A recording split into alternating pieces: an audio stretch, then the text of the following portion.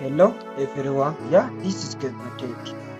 Uyu munsi ngiye kubazanira cyangwa se ngiye kubigisha utuntu tw'ubwenge cyangwa se amabanga akomeye mutari muzi kuri WhatsApp. So tugende step by step maze mbereke utuntu tw'ingenzi.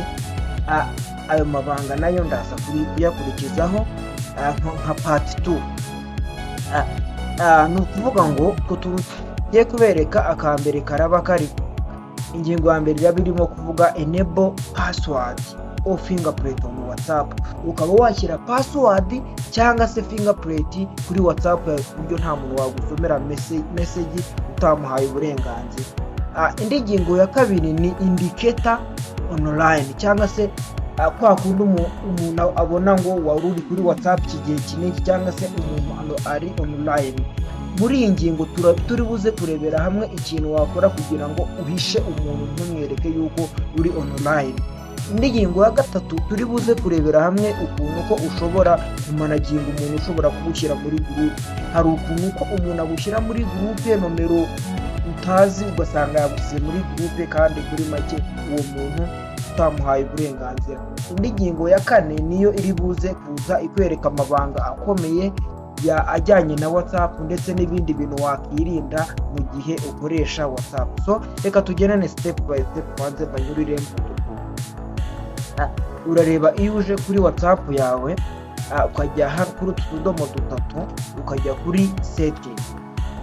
Iyo ugeze hano kuri setting uraza ukajya hano kuri privacy. Iyo ugeze kuri privacy urazamuka ukajya hano hantu handitse upload. Kuri upload ni hamwe ushyiriramo password nkuko nababwiye ko ariyo point ya mbere ndi buze kubigisha aho yuko ushyira password kuri WhatsApp yawe. Iyo hakanze uraza ugafungura akaka ubona ko batakubwira ngo confirm biometric. Hano buri bushyiremo iki fingerprint yawe.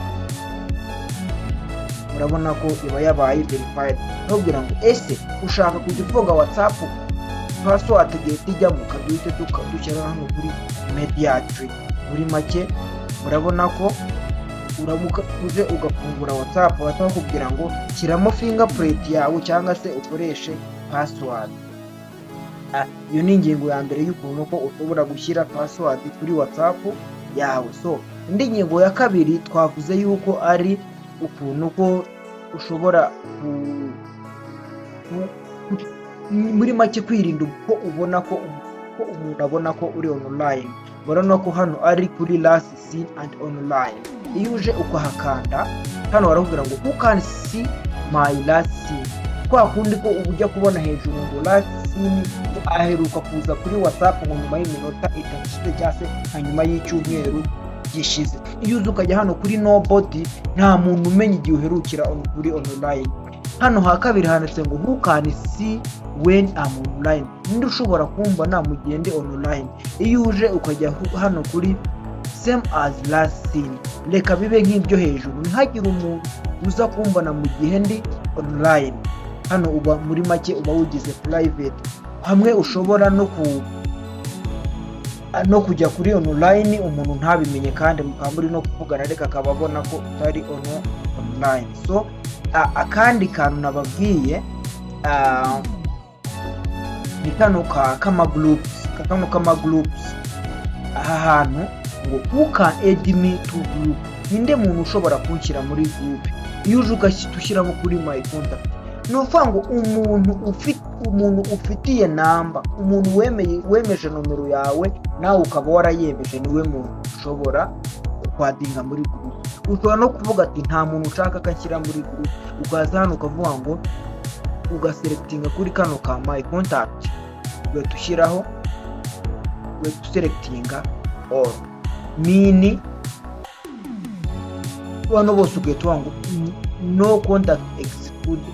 Ugahita uvivura tuno tuntu twose uvuze ngo nta muntu n'umwe yaba yewe no mu bantu bafitiye nomero zanjye nta muntu wemerewe kunshyira muri group. So twari ko tuntu dutatu nabageneye kubigisha.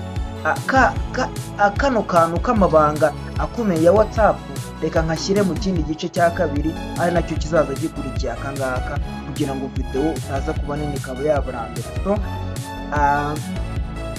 thank you for watching my video. Remember to subscribe, comment and share.